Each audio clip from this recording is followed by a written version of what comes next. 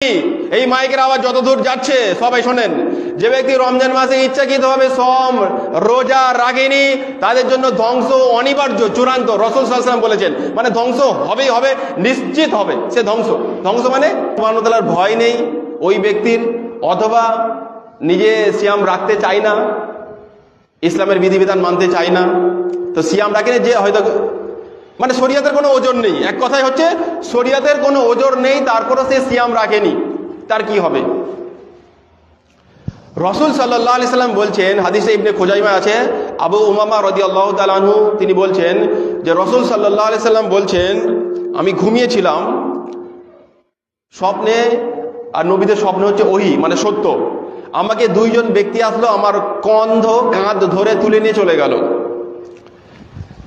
একটা পাহাড়ি এরিয়ায়, দুর্গম এরিয়ায় আমাকে নিয়ে যাওয়া হলো, আমাকে উঠতে বলা হলো উপরের দিকে।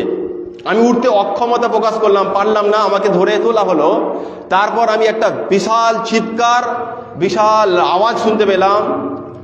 আমি জিজ্ঞাসা করলাম তাদের যে এটা কিসের আওয়াজ হচ্ছে, তখন তারা বললেন, অর্থাৎ ফেরেশতা ছিল, তারা বললেন যে এটা হচ্ছে জাহান্নামীদের আর্তনাদ, জাহান্নামীদের চিৎকার হচ্ছে এটা আপনি যেটা শুনছেন। তারপর আমি দেখলাম একদল মানুষকে তাদের এই পায়ের যে শিরা আছে, যেটা বকরি ছাড়াই যখন আমরা জানি ভালোভাবে, বকরির যে শিরাগুলো উপরে বাঁশ বা কোনো কিছু লোহার রডের মাধ্যমে তাদেরকে মাংসপেশিটা ছিলে ওখানে গাঁটটা আটকে দিয়ে তাদেরকে চামড়া ছাড়ানো হয়। তো কিছু মানুষকে আল্লাহ নবী দেখছেন তাদের এই পায়ের ললাট শিরাগুলো উপরে টানানো আছে, আর তাদের এই মুখটা পুরো মানে ফেলে দেওয়া হচ্ছে, এবং এখান থেকে ঝরঝর করে রক্ত পড়ছে। রাসূল সাল্লাল্লাহু আলাইহি ওয়াসাল্লাম জিজ্ঞাসা করলেন এরা কারা? তখন ফেরেশতা বললেন যে এরা হচ্ছে ওই সমস্ত ব্যক্তি যারা রমজান মাসে ইফতারের আগে সিয়ামকে ভঙ্গ করে, ইফতারের আগে ইফতার করে, ইফতারের সময় ওয়াক্ত হওয়ার আগে সিয়ামকে নষ্ট করেছে, ইচ্ছা করে ইফতার করে নিয়েছে।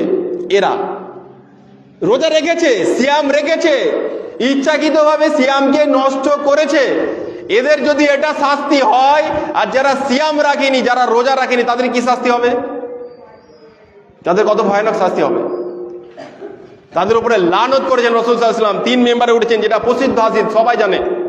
তার মধ্যে আমি সংক্ষেপে বলছি, রাসূল সাল্লাল্লাহু আলাইহি ওয়াসাল্লাম বললেন ধ্বংস ওই ব্যক্তি যে ব্যক্তি রমজান মাস পেল, নিজের গুনাহকে পাপকে আল্লাহর কাছে ক্ষমা করিয়ে নিল না, রমজানে রোজা রাখলো না, নিজের পাপকে ক্ষমা করলো না, ওই ব্যক্তি ধ্বংস। ওটা জিবরাইল আলাইহিস সালাম আল্লাহ নবীকে বললেন, আল্লাহ রাসূল সাল্লাল্লাহু আলাইহি ওয়াসাল্লাম বললেন আমিন, তাই হোক, মানে সে ধ্বংস হোক।